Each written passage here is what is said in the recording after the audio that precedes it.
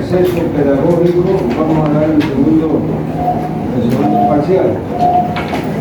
Y eso es determinante, ¿no? Porque ya la primera nota, la segunda nota baja, ya es más difícil recuperar, ¿no? Entonces hasta ahora, la temática que estamos haciendo en el periodo, hidroanalgésicos, aires, aborto, anestésicos locales, cefalosporina, lincosamida, fue lo último que dimos. Ahora vamos a ver medicamentos antihipertensivos, o sea, aquellos medicamentos que se usan para la presión arterial alta, ¿no?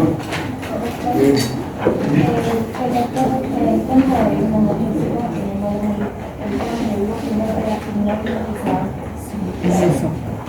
Sí, doctor. Es que la compañera se Bueno, como lo dije, primera vez que escucho esa versión yo, y en todas las clases religiosamente yo repito los temas. Y ahora usted me sale con esa pata de banco, ¿no? Aquí está clarito en mi lista, dice, tiene que hacer un título analgésico. ¿No dije eso yo? No, doctor, no lo vi. ¿Cómo? Eso fue, y luego es que la compañera se confundió, que le dije. Pero hipnoanalgésicos son aquellos que dan sueño y calman el dolor, ¿no? Pero usted lo tiene como hipnótico diferente. Ya vamos a conferir si son los mismos o es una clase especial de veces lo hemos pedido, ¿ya? De todas maneras, son 1, 2, 3, 4, 5,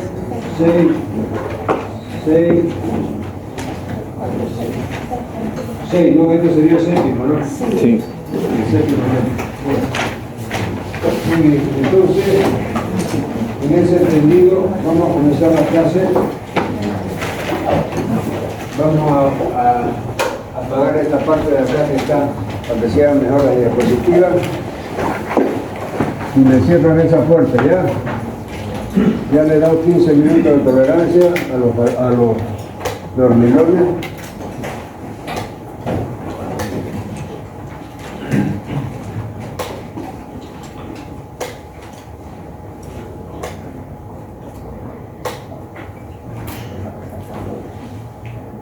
¿Está bien ahí? ¿Pelo de atrás? ¿Se ve bien? Ya. Bueno, entonces aquí dice fármaco antihipertensivo. Este es un fármaco importantísimo dentro de la comunidad médica, que son muy utilizados para bajar la presión. Porque estadísticamente tenemos que el 10% de la población son hipertensos y el 10% de la población son diabéticos. Entonces imagínense una ciudad como Santa Cruz, que tiene 2 millones de habitantes. Entonces el 10% son 200.000 hipertensos y 200.000 diabéticos. Entonces es una población bastante grande y que son frecuentadores asiduos de los establecimientos de salud, porque tiene que estar en control permanente para evitar las complicaciones, no tanto la hipertensión como la diabetes, que son complicaciones bien graves que llevan a la muerte a los pacientes con bastante facilidad y a temprana edad. O sea, muere, la expectativa de vida es pequeña. Entonces, los valores normales de la presión arterial, aquí lo tenemos, 120 de máxima y 80 de mínima. Aquí pone los valores tienen que ser bien concretos. Hay una margen, ¿no? ¿Verdad? Hay un margen, pero tenemos que saber dentro de ese rango los valores centrales. Es más fácil. Esto ya hasta un vende pastilla lo sabe, pero lo estoy repitiendo porque es importante. Entonces, 120 máxima y 80 de mínima. Ahora la tendencia mundial es a bajar un poquito esos valores tensionales, ¿verdad? Pero vamos a estar todavía académicamente con estos valores que da Goodman y Gilman y Manuel Litte. Es elevada, esto es importante porque hay muchos autores que dan rangos diferentes. Entonces uno se hace un quilombo en la cabeza, ¿ya? Porque un autor pone un rango así, pero 10 milímetros más, 10 milímetros menos, y cuesta memorizar y tener un esquema mental bien básico.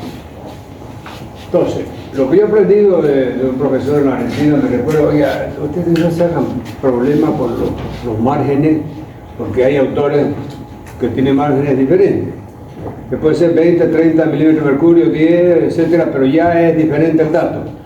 Entonces, fíjense que para todos los efectos, el concepto de hipertensión es que los valores tienen que estar entre 120 de máxima y 80 de mínima, ¿no? Es decir, este es el valor normal.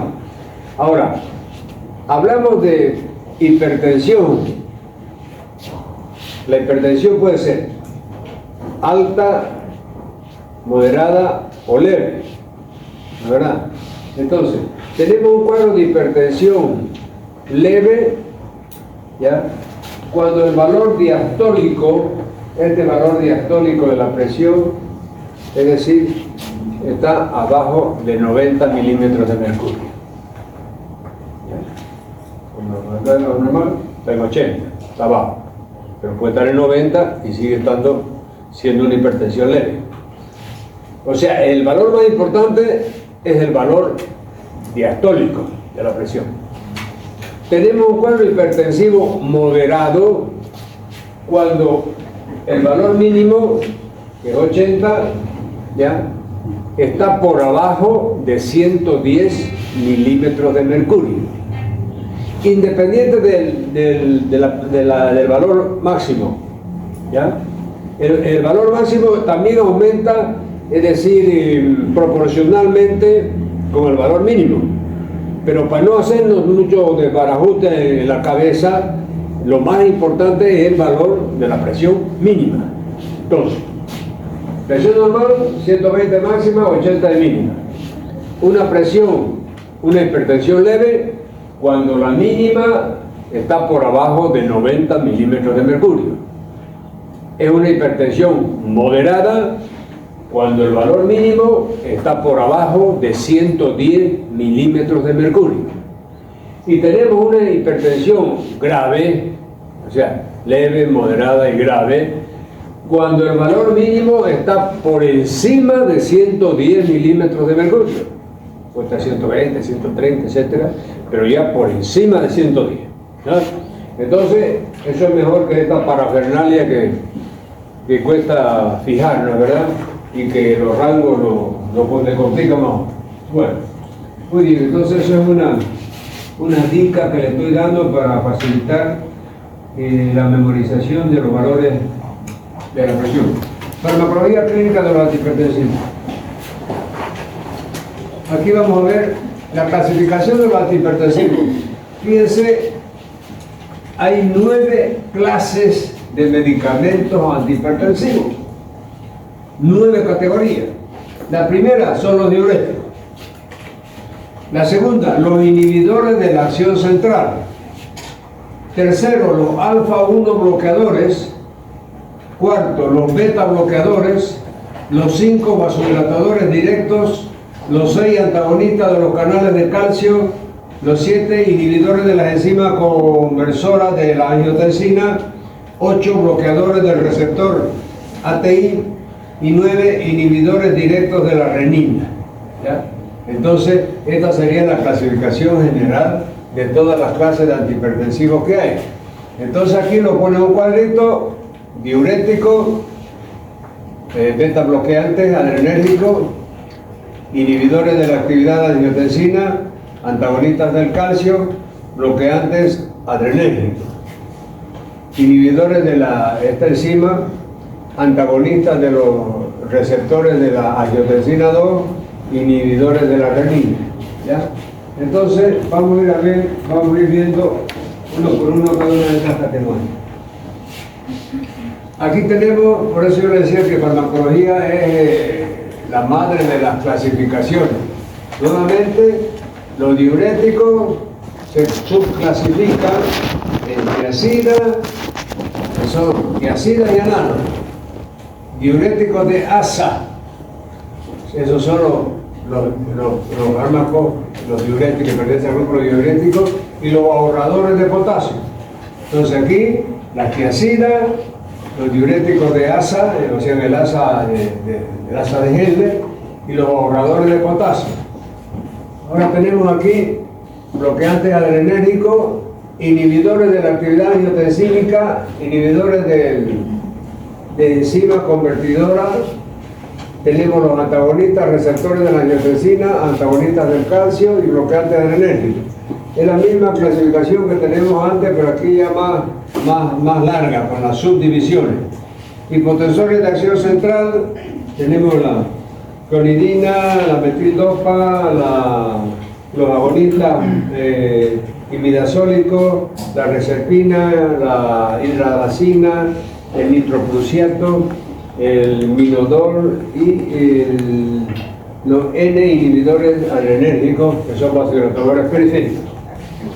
Esto, como le digo, es un pantallazo y vamos a ver los principales de cada uno de esos grupos. Vamos a comenzar por los diuréticos. Fíjense que los diuréticos son los más utilizados y son los más baratos, ¿ya? Entonces, por eso es que se siguen utilizando mucho como antihipertensivos.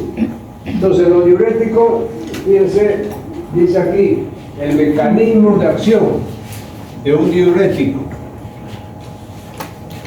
El exponente principal dentro de este grupo de los diuréticos son los tiacídicos, ¿ya?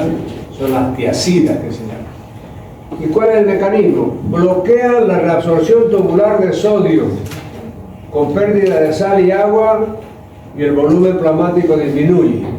Entonces, si yo le llego a contar cuál es el mecanismo de acción del diurético, entonces me va a decir bloquear la reabsorción tubular del sodio. Entonces, si el sodio no se absorbe, entonces se elimina, ¿verdad? Entonces, al eliminar ese sodio, se elimina sal y agua, porque el sodio, por arrastre osmótico, se lleva también al agua. Entonces, eso hace que el volumen plasmático disminuya. Ustedes en fisiología deben haber llevado qué es gasto cardíaco, ¿no es verdad? ¿Qué es el gasto cardíaco? El gasto cardíaco es la cantidad de sangre que el corazón bombea en un minuto. Son 5 litros. ¿Ya? Entonces, ¿y qué va a pasar? Si nosotros retiramos del torrente circulatorio gran cantidad de sodio y de agua, entonces va a disminuir ese gasto cardíaco. Al disminuir el gasto cardíaco, va a contribuir a que la presión caiga, baje un poco.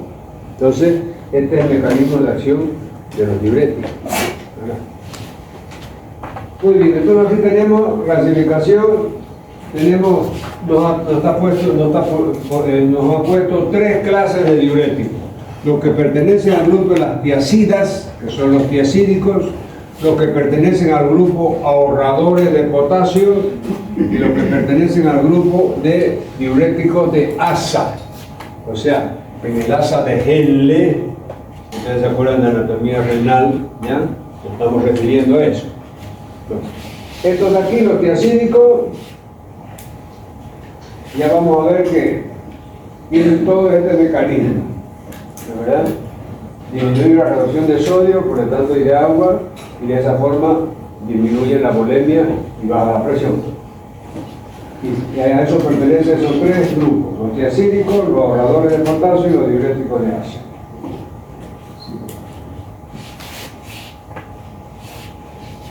Aquí tenemos el mecanismo de acción de los diuréticos, un poco más amplio, ¿no?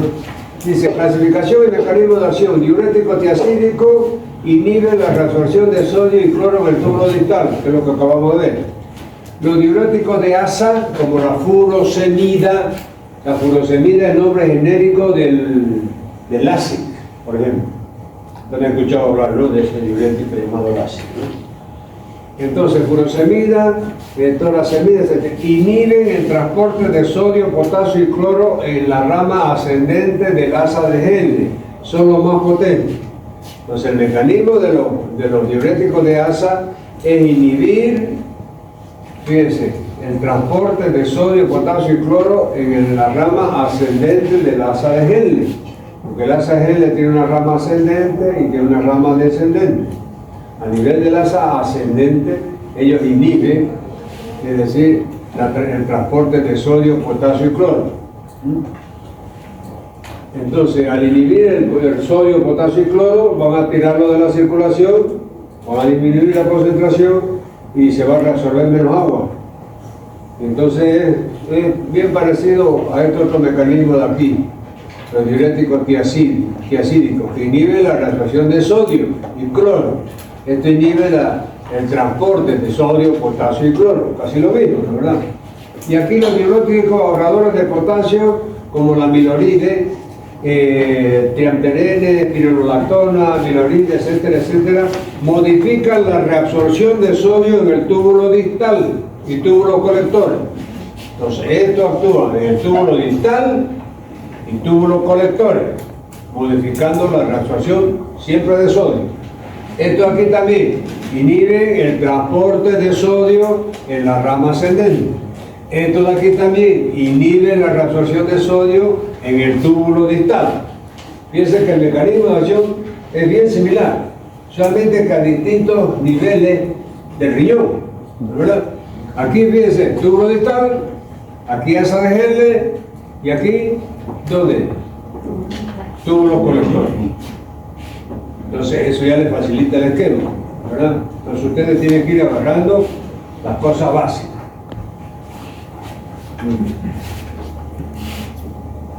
Si no hacen ese esquema, se pierden, porque esto es una locura, ¿verdad? Es decir, fijarlo como está ahí. Pero si ustedes lo fijan, que los diuréticos tiacídicos actúan inhibiendo el cloro, el túbulo distal, facilísimo. Los diuréticos de asa actúan, es decir, bloqueando en la rama ascendente del asa de Henle, al sodio, potasio y cloro. Los diuréticos ahorradores de potasio actúan modificando, es decir, la absorción del sodio en los túbulos colectores distales. ¿Ya? Túbulos distales. Entonces, solamente para que ustedes vayan haciendo sus esquemas en ese sentido. Clasificación de los diuréticos nuevamente, fíjense, diuréticos de asa o techo alto, la furosemida, que es el ácido, el principal exponente, ¿ya? Diurético tiacídico, que es la clorotiacida y hidroclorotiacida. Es importante que se aprendan por lo menos uno de cada categoría. Diuréticos de asa o del techo alto, diuréticos de asa, se los conoce. Furosemida, que es el ácido. Diuréticos tiacídicos, clorotiacida y hidroclorotiacida. Diuréticos ahorradores de potasio, espironolactona, amiloride y triamtereno. Aquí podían aprenderse la espironolactona. Diuréticos inhibidores de la anhidrasa carbónica, la acetazolamida y el diclorofenamida. Esta es la más conocida, acetazolamida. Y diurético homótico, el manitol. Esto se usa mucho el manitol. Es un tipo de alcohol que produce una diuresis forzada. Por ejemplo, alguien que se ha intoxicado, por ejemplo, con algún veneno, algún tóxico, y entonces hace un lavado de estómago para que el resto del veneno que ingirió, si es por ejemplo vía oral, salga más rápido, y a veces se hace una diuresis forzada para que el riñón trabaje el doble y rápidamente, y lo poco que se absorbió de ese tóxico se elimine rápidamente del organismo. Entonces ahí se usa este tipo de alcohol que se llama manitol, que produce una diuresis forzada para el caso de intoxicaciones. Entonces, aquí estamos viendo entonces toda la clasificación de los diuréticos. El de asa, furosemida, tiacídico, clorotiacida, ahorradores de potasio, amiloride, es decir, los pironolactona, el clorpironador, inhibidores de la anhidrasa carbónica, acetazolamida. ¿Ya? Y aquí, bueno, diurético homótico, manitol.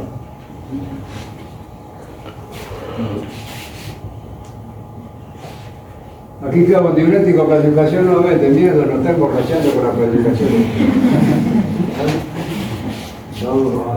Está bien. A ustedes lo que les quede más cómodo, como les digo, pero allá ya estamos sintetizando.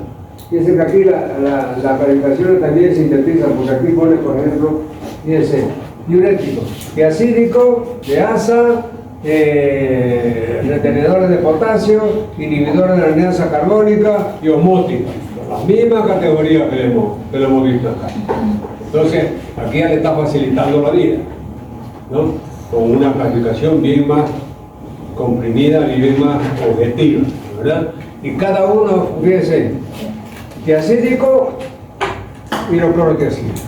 De asa, furosemida, que es el ácido. Retenciones de potasio, espironolactona o mirorina. Inhibidores de la anidasa calórica, acetazolamida. Diurético osmótico, manitol. O sea, yo esto se lo he puesto propositalmente, porque yo sé que es una locura. Cuando ustedes ven ahí mierda, un montón de puta mierda, ¿y cómo nos vamos a aprender esa abogada, no? Larga, ¿no? Más larga que un carnaval sin plata, ¿no? Entonces, pero aquí no, aquí ya la categoría con su exponente, la categoría con su exponente, la categoría con su exponente. Entonces ya, aquí hay que memorizar poco ya, pero esto es lo importante. El día de mañana ustedes le va a tocar un paciente hipertenso y va a decir que está tomando LASI. ¿Qué mierda será eso? Amiloride, puta, ¿qué será esa huevada? Entonces, ya ustedes aquí ya tienen una idea, ¿no, verdad? ¿Qué tipo de diurético está tomando?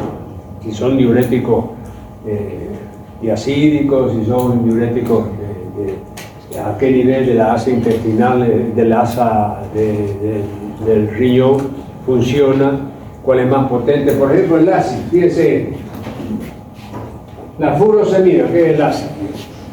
Yo me recuerdo que yo hacía turno, plantón se llama allá en Brasil, ¿no? Los turnos que el médico hace en la emergencia. Se llama plantón en Brasil, en la Argentina se llama guardia. ¿Dónde está el doctor Durán? Estaba en guardia. Ya, para decir, puta, que hay milico aquí, ¿no? Pero allá no. Guardia es sinónimo de plantón, sinónimo de turno. Bolivia turno, Brasil plantón, Argentina guardia. Entonces, era una clínica privada y siempre a las 2 de la mañana, cuando ya más o menos raleaban los pacientes y uno estaba en el cuarto del médico de turno, ¿no? Ahí se echa un rato a descansar, no da para dormir, pero por lo menos para recostarse un rato hasta que nos llame la enfermera si hay una emergencia, ¿no? Y siempre venía a las 2 de la mañana, 3 de la mañana, una bailarina de una boate que quedaba cerca. Llegaba mierda, 3, 4 personas la traían muertas. Puta, estaba un correteo ahí en la emergencia, ¿no? Y chan, entonces uno comienza, allá siempre los médicos nos gusta abreviar las cosas, ¿no? Después ya comenzamos después cuando se la atendió una vez, la atendimos una vez, 2 veces, que era un HI, una histeria, ¿ya? Todos los pacientes histéricos simulan un cuadro de pérdida de conciencia. Mira, muertas, ¿no? O sea, no sienten nada, están media dormidas, algunos familiares o algunos funcionarios de la UAD la traen con toda la parafernalia de apoyo.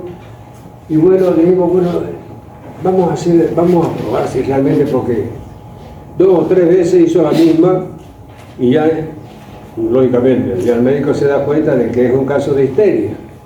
Entonces vamos a comprobarlo. Entonces le dije a la enfermera, estoy muerta. O sea, no respondía a los artículos, no hablaba uno, no, nada. Luchada. Entonces le dije, hágale una ampolla de LASIK en vena. ¿No? Mira, a los 5 minutos, ¿a dónde está el baño? Se sentó, no, la muerta, ¿no? Entonces ahí confirmamos de que era un caso de histeria. Entonces ya la próxima vez ya vio que nosotros habíamos descubierto, ya no apareció más. No solamente para decirle, si le hubiese dado un tiacídico, los tiacídicos son de oral, teníamos que esperar 12 horas que le haga efecto el tiacídico para ver si era histeria o no era. Entonces aquí elegimos la furosemida, el LASIK, que es un diurético rápido y violento, y que inmediatamente busca el baño el paciente para ir a orinar. Bueno, muy bien. Solamente para que se le quede el concepto del LASIK, ¿no? El diurético nuevamente. Los diuréticos son los fármacos antihipertensivos más antiguos y siguen siendo uno de los grupos de mayor utilidad. Son eficaces, económicos y generalmente bien tolerados a dosis bajas. Lógicamente, por eso es que, como les digo, ahí me sirvió de hacer un diagnóstico diferencial de una histeria, de un cuadro de inconsciencia por otra patología neurológica, por ejemplo, ¿no? Y lógicamente, si hubiese sido tóxico o alguna cosa, uno no haría eso. Pero era una pruebita que fácil de hacer, sin poner en riesgo al paciente, y le hicimos y nos dio resultado. Entonces, diurético. Sigamos. El diurético, indicaciones. ¿Cuáles son las indicaciones para que el médico indique un diurético en un paciente hipertenso? Primero, las indicaciones específicas, o sea, entre los diuréticos, por cuál el médico se inclinaría, por ejemplo, en determinada patología. La espironolactona,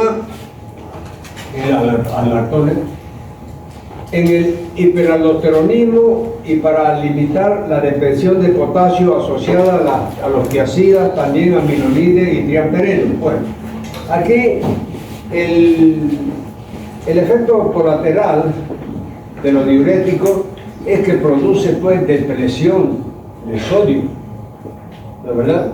Porque hemos visto que elimina sodio, arrastra agua, entonces el uso largo de este puede llevar a una deshidratación, ¿verdad? Entonces, aquí cuando había que rotar, por ejemplo, dar un tiempo el diurético tiacídico, ¿verdad? La clorotiazida, después de eso pasar a los diuréticos de asa intestinal, asa renal, ¿no? Amilolide, etc. Diuréticos de asa en insuficiencia cardíaca e insuficiencia renal cuando no responden a los tiacídicos. Entonces, si usted tiene un paciente que tiene una insuficiencia renal y ya no responden a los tiacídicos, ¿ya? La tiacida, la clorotiazida, por ejemplo, que son los diuréticos, ¿ya? Entonces ahí hay que cambiárselo para un diurético de asa renal, que son los diuréticos de asa que está en la categoría y que se usa mucho en la insuficiencia cardíaca, porque usted lo puede dar por bastante largo tiempo, ¿ya? Y no tiene mayores contraindicaciones. Aquí que tiene los beta bloqueadores, otro diurético muy usado, lo ya hemos visto, diurético. Hemos visto los tiazidas y los de asa renal. Ahora vamos a ver los beta bloqueadores. Fíjense, disminuyen el gasto cardíaco y hay liberación de la noradrenalina. Hay secreción de renina. Aquí se clasifican en cardioselectivos y no cardioselectivos. Entonces, fíjense, cuando usted da diuréticos que pertenecen al grupo de los beta bloqueadores, ¿qué quiere decir?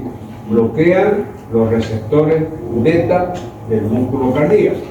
Ya ustedes han visto en fisiología receptores alfa, receptores beta adrenérgicos, etc. Entonces, estos beta bloqueadores, su función es disminuir la secreción de renina. Si ustedes han cursado pues fisiología, mis alumnos, todo esto están recetando ya, ¿no?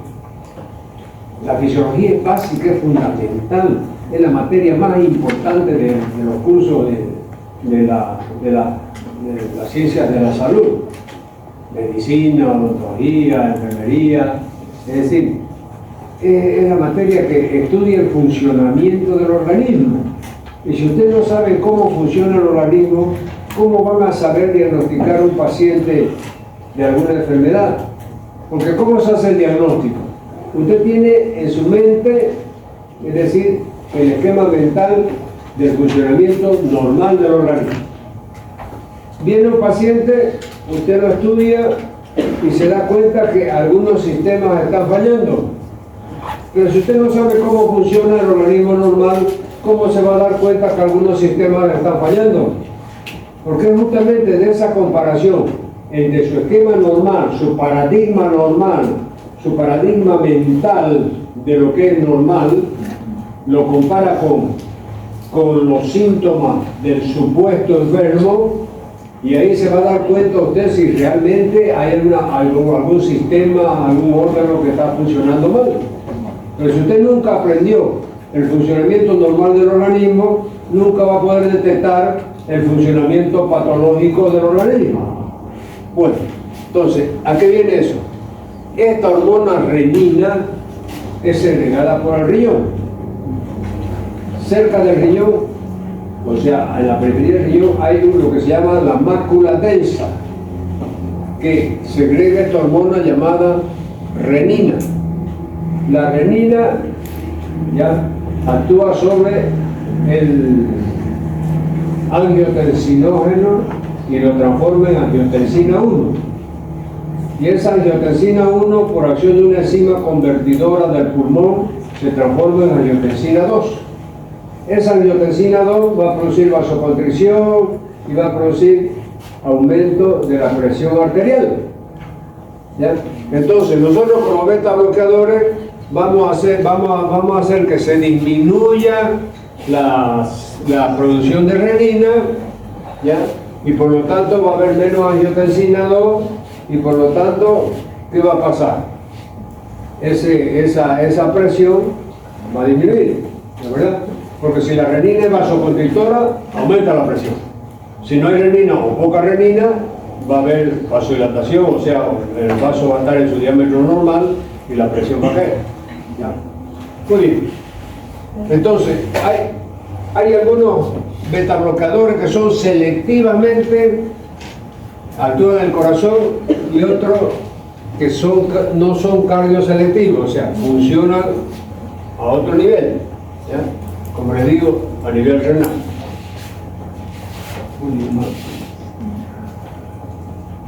Bloqueadores de los receptores adrenérgicos. Entonces ahora estamos en otra categoría, los bloqueadores de los receptores adrenérgicos. Bloqueadores no selectivos, bloqueadores selectivos, beta y alfa bloqueadores, alfa bloqueadores. Aquí tenemos el propanolol y el nadolol. Entonces, aquí puede aprendérselo, es decir, en esta categoría lo más importante para no hacerle, no sé si habrá un cuadro más reducido, pero como ejemplo de los beta bloqueadores puede aprenderse estos no selectivos, que es el propanolol, que es el más usado. ¿Ya? Entonces, si un cardiólogo tiene un paciente que tiene presión alta, ¿de verdad? Y que no le puede dar tiacídico, ¿de verdad? No le puede dar ni de alza ni los otros, entonces él escoge el beta bloqueador, que también no es tóxico y es bastante aceptado. Entonces, el beta bloqueador más conocido es el propanolol, para que vayan teniendo por lo menos un elemento de cada categoría, porque si no, se vuelve loco. Y después tenemos bloqueadores beta adrenérgicos, clasificación. Entonces aquí fíjense también los beta bloqueadores se clasifican en beta bloqueadores beta 1, beta 2. Aquí está el propanolol, fíjense. ¿Ya? Entonces este es no selectivo y bloquea el beta 1 y el beta 2. Propanolol. Selectivo, bloquea solo el beta 1. Después los bloqueadores alfa y beta son el labetalol y el captol. Aquí, si yo les llevo a hacer una pregunta, le voy a preguntar cuál es el beta bloqueador no selectivo. No, propanolol. Para no complicarle mucho más. Bloqueadores de canales de calcio. Entonces hay otras categorías que se llaman bloqueadores de los canales de calcio. Aquí, ¿cuál es? Inhibe la entrada del calcio por los canales lentos, tipo L activados por voltaje. Consecuencia, disminuye la contractilidad miocárdica y uterina y relajación del músculo liso arterial. Entonces, si yo le llego a preguntar, ¿cuál es el mecanismo de acción de los bloqueadores de canales de calcio? Entonces, disminuye la contractilidad miocárdica y uterina y relajan el músculo liso de la arteria. Usted sabe que la arteria tiene tres capas: el endotelio, la capa muscular media y la capa periférica o adventicia, ¿verdad? Entonces, el mecanismo de acción de estos bloqueadores de canales de calcio es disminuir la contractilidad miocárdica y uterina y relajar el músculo de la arteria. Blocante de canales de calcio, antagonista, bloqueadores de calcio, bueno, ahí no vamos a insistir mucho. Bloqueadores de canales de calcio, clasificación de los vasodilatadores periféricos, bien ahora. Entonces ahora estamos llegando ya a los vasodilatadores periféricos. Esta es una de las últimas categorías. Vasodilatadores periféricos. Aquí tenemos la hidralazina, nitroprusiato, nitroglicerina, minoxidil, diazóxido y inhibidores adrenérgicos. Fíjense que aquí de esta familia, la que más se usa es la hidralazina, sobre todo a veces en el paciente que están gestando alguna cosa. Pero estos son los exponentes de ese grupo que pertenece a la clasificación de los vasodilatadores periféricos. Aquí tenemos antihipertensivos de acción central, monoxidilina, metildopa y clonidina. Entonces, de aquí, estos antihipertensivos de acción central, el más conocido, que se usó mucho tiempo, ahora ya se está dejando de usar, es la metildopa. Entonces, yo le llegara a preguntar, bueno, entre los antihipertensivos de acción central, ¿cuál es el más conocido y el que se ha dejado de usar? Metildopa. No. O sea, se usa poco, ¿no? Pero es barato, por eso todavía se usa. Hipotensores de acción central. Ahorita otra vez alfa-metildopa, de lo que habíamos visto, y la clonidina. Pero yo no quiero complicarle mucho la vida porque ya tienen bastante, ¿no? Entonces, hipotensores de acción central, alfa-metildopa. Aquí, inhibidores adrenérgicos centrales, antihipertensivos de acción central, patología, no vamos a estar con mucho eso. Y ECA, inhibidores de la enzima convertidora de la angiotensina, por eso se abrevia ISA, inhibidores de la enzima convertidora de angiotensina, y ECA se llama. Enalapril, el enalapril se da sublingual en los pacientes hipertensos y le baja la presión. Pertenece al grupo de inhibidores de la enzima convertidora de angiotensina. Eso mismo que yo les dije a ustedes, que, por ejemplo, la renina actuaba sobre el angiotensinógeno y la convertía en angiotensina 1. La angiotensina 1, por acción de una enzima convertidora que produce el pulmón, se transforma en angiotensina 2. Y esa angiotensina 2 es la que va a producir vasoconstricción, etcétera, y va a hacer que aumente la presión y va a hacer que hay que bloquearla. Por eso se llama inhibidores de la enzima convertidora. Ya yo les había hablado. La enzima convertidora que se está refiriendo aquí es esa famosa enzima convertidora del pulmón, que va a transformar la angiotensina 1 en angiotensina 2.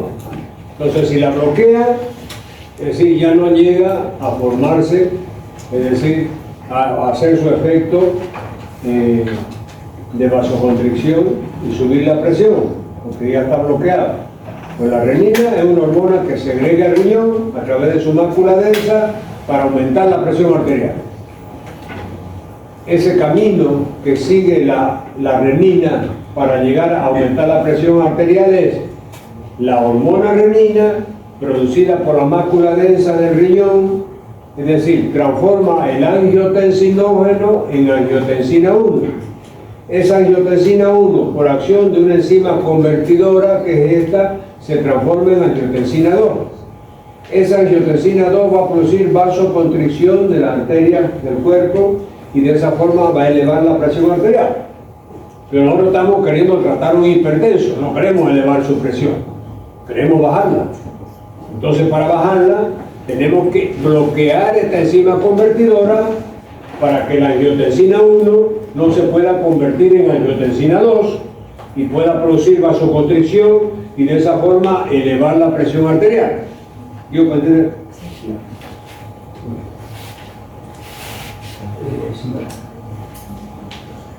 Modo de acción de los hipotensores, IECA, inhibidores de la enzima convertidora, es lo que yo acabo de decirle, ¿no es verdad? Que dice disminuye los niveles de angiotensina 2 y de aldosterona, y acá, que dice incrementa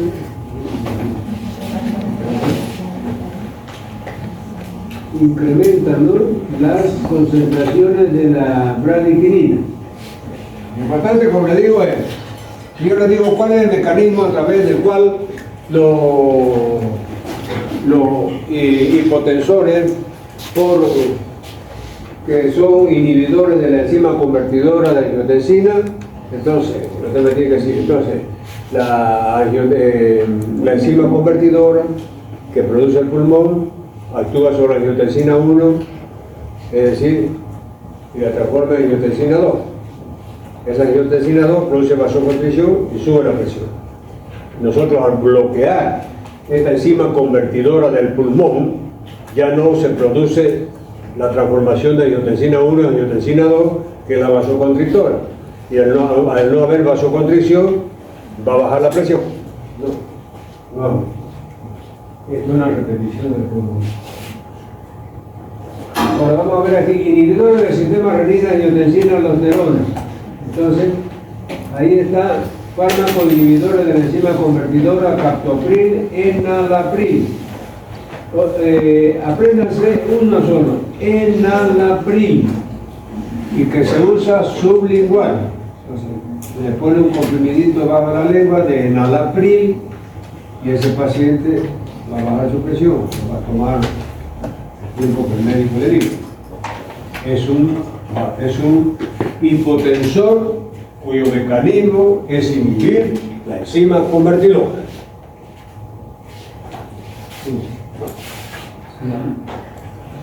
Posología, bueno, el captopril o enalapril se da de 5 a 40 miligramos 2 veces por día. Pongo ahí enalapril, yo voy a apuntar 5 a 40 miligramos 2 veces al día, o sea, cada 12 horas. Entonces, enalapril sublingual 2 veces por día. Combinación de antihipertensivos. Muchas veces los cuadros de hipertensión son rebeldes al tratamiento y a veces no responden a un solo tratamiento, o sea, a un monotratamiento. Entonces hay que asociar a veces medicamentos, por ejemplo, un diurético con un inhibidor de la enzima convertidora, un diurético con un beta bloqueador como el propanolol, etc., ¿no? Entonces a eso se está refiriendo aquí.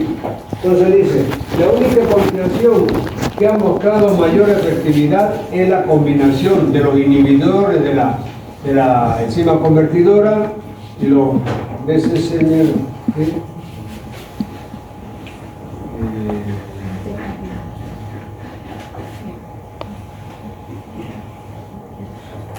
¿Bloqueadores de canales de calcio? Y eso, bloqueadores de canales de calcio. Tiene razón, muy bien. Entonces, fíjense que esta combinación de los inhibidores de la enzima convertidora con los bloqueadores de canales de calcio, es decir, es una de las combinaciones que más se hacen. Pero el problema es que son caros. Estos bloqueadores de los canales de calcio, los inhibidores de la enzima convertidora. Entonces, por eso es que la gente, usted le receta y después no lo compra. Entonces, a veces es preferible darle un diurético, que es baratito nomás, y ver cómo evoluciona. Después, cuando mucho, usted le dará un propanolol, que es un beta bloqueador, que también es barato, y hace esa asociación. Ahora, estas asociaciones más sofisticadas son para personas que tienen plata, ¿no, verdad? Entonces, en la práctica de nada sirve que usted le dé una asociación que es moderna, nueva y que funciona también, aparentemente un poco mejor, aparentemente porque se tiene poca experiencia todavía. Si el tipo no lo va a comprar, se va sin medicar, ¿no?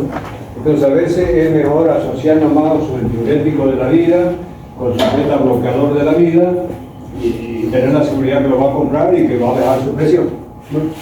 La combinación que no muestra mayor efectividad y más bien aumenta la hipertensión es la combinación de IECA más inhibidores de asa renal. Eso.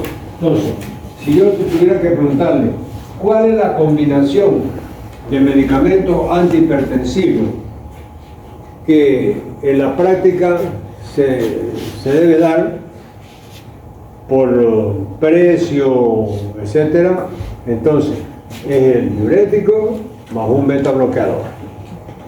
¿Ya? Estos otros ya son para gente que tiene condiciones económicas. Digamos. Y eso no lo dan los seguros, ¿no? Eso lo tienen que comprar. Preparado antihipertensivo, entonces el medicamento lo toman en el sistema circulatorio. Antihipertensivo actúa regulando la presión arterial, ejemplo, atenolol, captopril, prolinina, paprasocina. Entonces, nombre genérico asociado a su nombre comercial. También se vaya adaptando a los nombres comerciales, ¿verdad? Pero como les digo, lo que el médico o el odontólogo tiene que saber es el nombre genérico. Primero, que es 10 veces más barato, y segundo, que es lo que se exige académicamente para los exámenes. El nombre comercial, después usted con la experiencia, con el ritmo de su trabajo, usted va familiarizándose. Ahí llega la visitadora, que normalmente son mujeres, viene con minifalda, ¿no, verdad? Con su maletín sango así, que no puede ni andar. Y lo invitan de vez en cuando a un churrasco, ¿no? A una feijoada en Brasil, y ahí le van bombardeando con los nombres genéricos, ¿no, verdad? Entonces, ese es el marketing agresivo que a veces se usa en la parte genérica. Por eso es que nombres genéricos. Yo en la primera clase le dije, los medicamentos tienen 3 nombres. El nombre químico, que es más largo que un carnaval sin plata y nadie lo sabe, solamente está escrito en los libros. El nombre genérico, que es obligatorio saberlo, ¿ah? En la academia, en el curso de medicina, en todos los lugares científicos. Y el nombre comercial, que es para tener una idea de manejar, porque hay algunos productos que se elabora Vita, laboratorios nacionales, que teóricamente deberían ser más baratos que aquellos elaborados por medicamentos americanos, europeos, etcétera, ¿no? Entonces, ¿por qué pasaba? Antes no se exigía el nombre genérico, y con el avance de las comunicaciones, una persona estaba aquí ahora y en 6 horas está en otro continente. Fue atendido aquí, tiene una receta aquí, allá en Australia presenta una receta y el australiano dice: yo no conozco ese medicamento, porque está con el nombre comercial, no es el laboratorio. Ese medicamento puede ser que otro laboratorio de allá lo produzca con otro nombre. Entonces, para evitar esa confusión, entonces ahora, internacionalmente, nombre genérico. Entonces ahí ya saben que las clonidinas, etc. Muy bien, a los meses aquí está el nombre genérico y el nombre comercial. Tratamiento no farmacológico de la hipertensión arterial. Primero, reducir el peso corporal. 2, restricción de sal. 3. Reducir la grasa saturada y aumentar el consumo de frutas y verduras. 4. Ejercicio físico aeróbico de 30 a 45 minutos la mayor parte de los días. 5. Limitar el consumo de alcohol. Y 6. Suspender el tabaco. Entonces, eso que ya todo el mundo lo sabe prácticamente, o lo debería saber, me parece simple, el 90% de las personas no lo cumplen.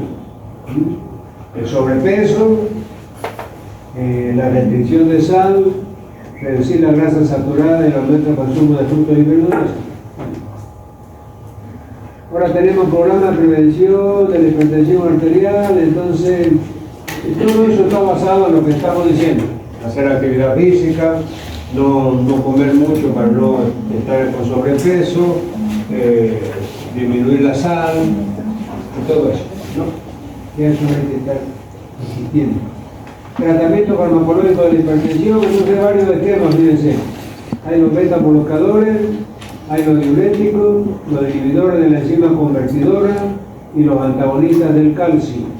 ¿Ya? Esos son los más frecuentemente usados y se pueden combinar dependiendo de las características de la hipertensión. Si es una hipertensión renal o insuficiencia renal, por ejemplo, ahí hay que usar un esquema. Si es una hipertensión porque es un paciente de la tercera edad, entonces hay que usar uno más leve, ¿no? El diurético, por ejemplo. Pero ahí, ¿qué le iba a decir yo? Muchas veces cuando se da diurético durante mucho tiempo, él también tiene que saberlo, como hemos dicho que hay depresión de sodio y potasio, ¿ya? Porque si usted reabsorbe sodio, elimina potasio, ¿verdad? Y si elimina mucho sodio, es decir, aumenta el potasio en sangre, ¿no? O sea, está en relación inversa esa, ¿no? Entonces, muchas veces, cuando hay ese asunto de que por el tratamiento muy prolongado hay alta concentración, es decir, al absorberse mucho sodio, se va a eliminar mucho potasio, entonces va a haber una hipopotasemia. Entonces a esos pacientes hay que darle cloruro de potasio en jarabe, ¿ya? Y fíjense que el potasio es un ion que es bastante tóxico, ¿no es verdad? Inclusive a los que en las penas de muerte, por ejemplo, por inyección letal, en los países donde tienen pena de muerte, dentro de ese cóctel lítico va el potasio, porque el potasio produce una parada en sístole del corazón, una hiperpotasemia. Entonces, para reponerle ese potasio, se le da cloruro de potasio en jarabe, a una cierta dosis, una dosis que lógicamente bien pequeña, pero para que reponga su potasio.